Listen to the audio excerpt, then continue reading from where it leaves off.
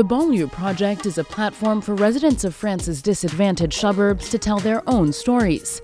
We provide the camera, and they film their experiences to break down clichés about the French banlieue.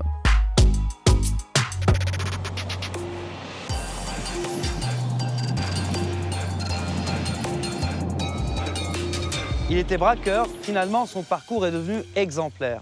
Il y a 40 ans, les fréquentations de Yazid Kerfi, un jeune de la cité du Val-Forêt, l'ont amené à enchaîner braquage, cavale et prison. Cette vie de délinquant, il en est revenu. Et c'est d'ailleurs sa force aujourd'hui quand il gare sa camionnette au pied des cités pour discuter avec les jeunes des quartiers. Il était dernièrement à la cité des Agnettes où on se trouve et c'est Nabil, un habitant, qui l'a suivi avec notre petite caméra.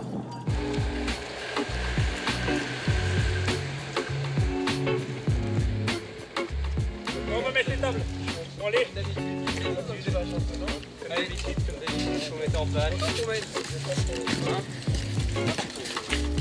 Ça va bien? Ça va bien, quoi? Hein? Piqué? Ça va bien passer, là. Ouais, ça s'est bien passé, parfait. Ouais, très bien. J'ai commandé. Marseille, Lyon?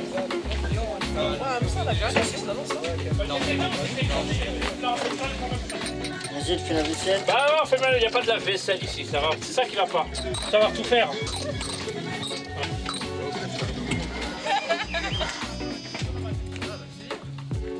De 20h à minuit, c'est un temps important de nos vies.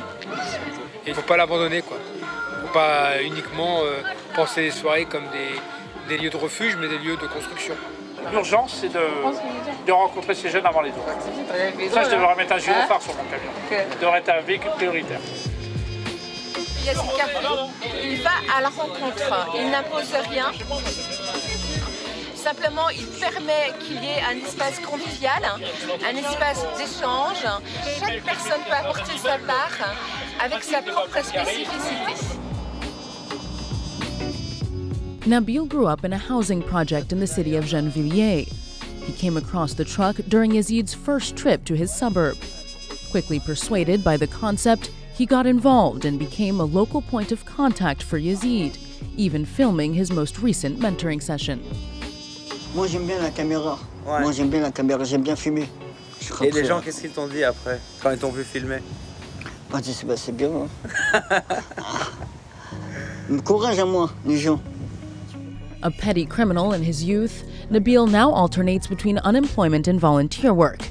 He wishes he'd met Yazid earlier. Yazid, c'est un beau gars.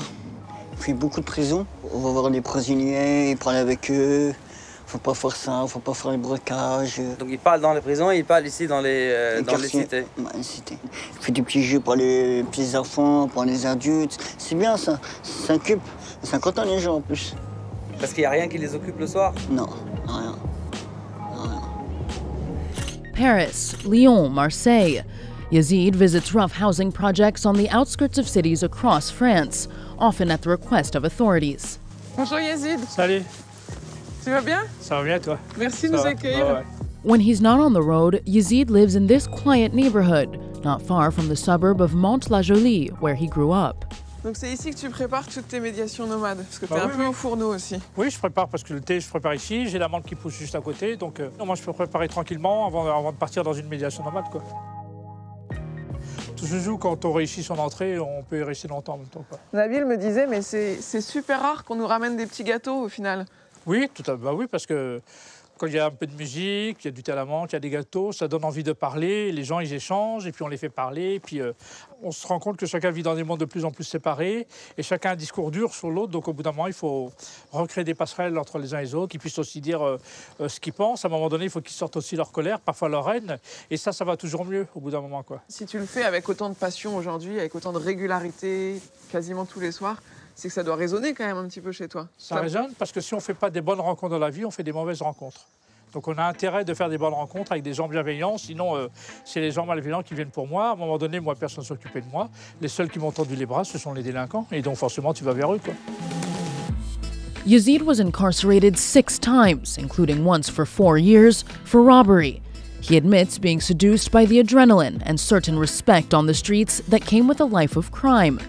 30 years later, he's now respected for his diploma in education sciences, along with his work in the field. Donc là, on a une belle vue sur le Val-Fouré, Ouais. le quartier où tu as grandi de Mantes-la-Jolie. Ouais, c'est mon quartier, c'est là où j'ai grandi. Hein. Et c'est aussi là que tu as fait tes premières... Les premières bêtises aussi, c'est parti d'ici, ouais. Tout est parti d'ici, quoi. Qu'est-ce qui a fait que tu as basculé de l'autre côté, que tu as décidé de choisir une autre vie à un moment donné? L'ancien maire socialiste de Mantes est venu à la barre me défendre à la commission d'expulsion, puisque le gouvernement français a décidé de m'expulser. En Algérie? En Algérie, oui. Puis il a dit que j'étais un mec intelligent, qui avait un potentiel qui n'était pas du tout irrécupérable. J'avais quand même 31 ans et ça m'a beaucoup bousculé. Pour une fois, on a parlé de mes qualités au lieu de me parler de mes défauts. Et j'ai pas oublié qu'à un moment donné, Taubira m'a offert un médaillon au nom du peuple français parce que j'avais beaucoup travaillé sur la loi pénitentiaire. Il y a quelques années. Vous voyez, c'est une belle revanche pour montrer que tous les individus ils ont plus de qualités que de défauts. Tu as l'impression, toi, de devoir intervenir dans des endroits qui sont désertés par ailleurs? Non, tout à fait, oui. Quand on se promène le soir dans les quartiers, à part les commissariats de police, il n'y a pas grand-chose ouvert. Et je pense qu'à un moment donné, il faut réinvestir le terrain. Et c'est quoi? Parce que tu dis que ça a changé ces dernières années, c'est un manque de moyens. L'argent qui était mis là-dedans à un moment donné, il est où? L'argent est mis ailleurs, par exemple dans les programmes de déradicalisation. Non, on met énormément d'argent là-dessus au détriment de la prévention sociale. Ce qu'il faut, c'est éviter que les gens deviennent délinquants ou se radicalisent. Donc c'est vraiment sur la prévention. Si on enlève de l'argent, on enlève aussi tous les acteurs qui travaillent sur la prévention. En France, on a les jeunes qu'on mérite, parce que je trouve que les adultes sont défaillants.